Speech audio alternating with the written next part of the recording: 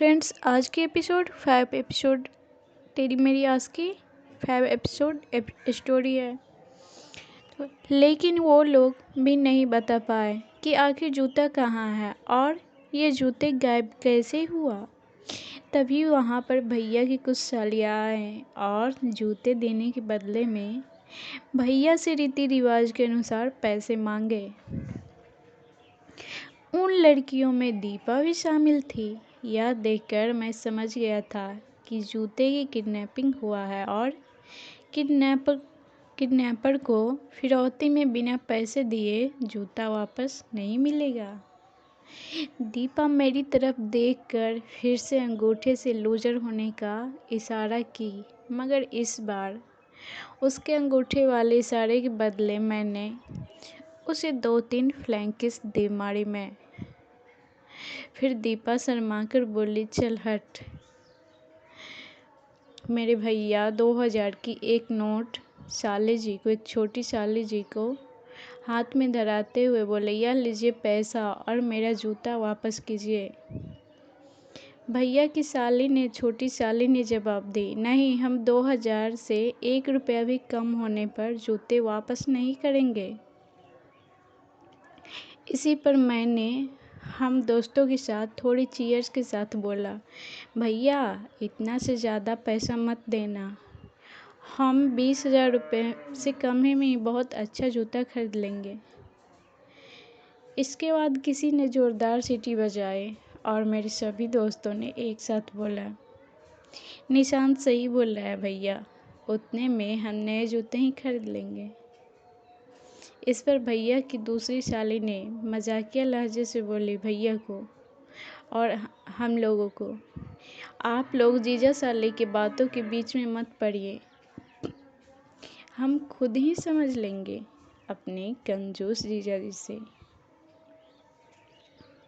इस पर हमने बोला, मोहतरमा साली जी, पहले मेरे भैया है, उसके बाद ही आपके जीजा हैं, इसलिए पहले मेरे बोलने का अधिकार है। मेरी प्यारी क्यूट साली जी। मुझे बोलने के बाद वहाँ पर उपस्थित मेरे सभी दोस्त खिलखिलाकर हंस पड़े। तो फिर आपके भैया जी का जूता नहीं मिलेगी, आप उन्हें बोलिए बिना जूते के ही चले जाए। इस बार दीपा भैया की साली की तरफ से मुझे बोली। इस पर मेरा दोस्त ने बोला, कोई बात नहीं, हम भैया के लिए एक बढ़िया सा जूता खरीद लेंगे, आप ही रखिए वो पुराने जूते। इस तरह से कुछ देर मजाकिया नोक-झोंक चलने के बाद भैया ने अपनी साली की बात मानकर 2-2 हज़ार की 10 नोट उनके हाथों में रख दिए। उसके बाद वो खुशी खुशी भैया के जूते लाकर उनकी साली दे दी। 2 घंटे बाद लड़की विदाई की रस्म हो रही थी। लड़की की ओर से आए सभी मेहमानों और दोस्तों की आंखें नम थी। मैंने दीपा की आंखों में झांका, उसकी आंखें भी नम हो चुकी थी। आंखें से निकली पानी कुछ बूंद गालों से फिसल रहे थे। खैर कुछ देर बाद लड़की की विदाई हुई थी। विदाई के बाद सभी रिश्तेदार अपने अपने घर लौट गए और हम लोग भाभी को लेकर अपने घर लौट चुके थे। घर आने के बाद मैं दीपा को बहुत मिस कर रहा था। 2 दिन में ही मैं दीपा की काफ़ी क्लोज आ गया था। हाँ, ये बात अलग है कि वह सिर्फ मुझे चिढ़ाने के लिए मेरे पास आती थी। अगर मैं सच कहूँ तो उसका मुझसे बात करना ही मेरे लिए काफ़ी था। वो चाहे चिढ़ाने के लिए हो या फिर किसी और चीज़ें के लिए हो। फ्रेंड्स, मेरे चैनल को सब्सक्राइब ज़रूर करें अगला वीडियो देखने के लिए। भैया के विवाह के पूरे 4 दिन बाद मैं कॉलेज गया था।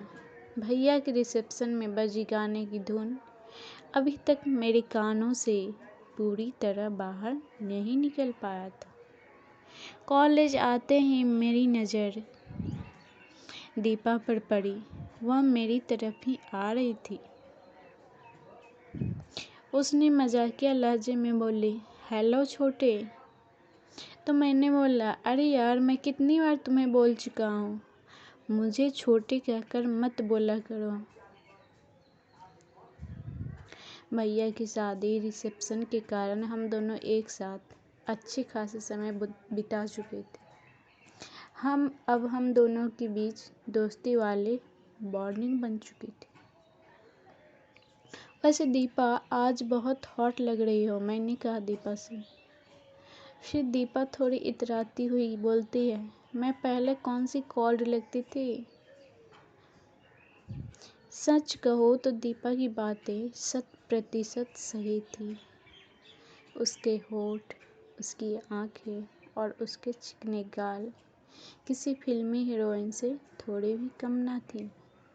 वैसे आजकल तो भी बड़ा हैंडसम दिख रहा है, ऐसा तो नहीं कि भाभी जी के हाथों से बने खाने खा खा के हैंडसम होते जा रहे हो। फिर उसने मुझे मजाकिया मूड में बोली दीपा ने।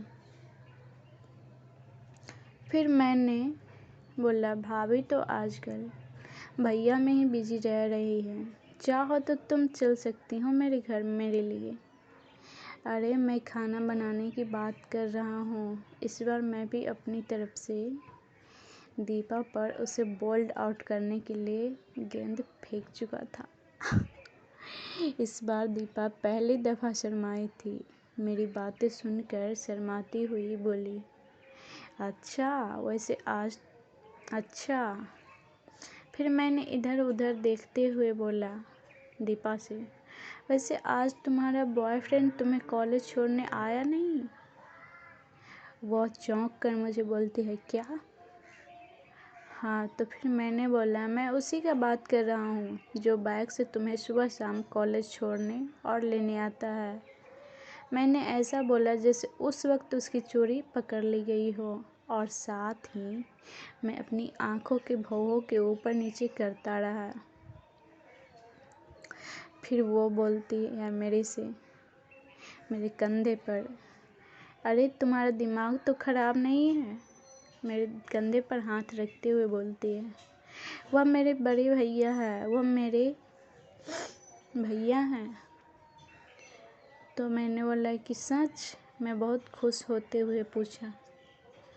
तो फिर वो बोलती है अपनी चेहरे पर क्यूटनेस लाते हुए, हाँ वो मेरे बड़े भैया हैं।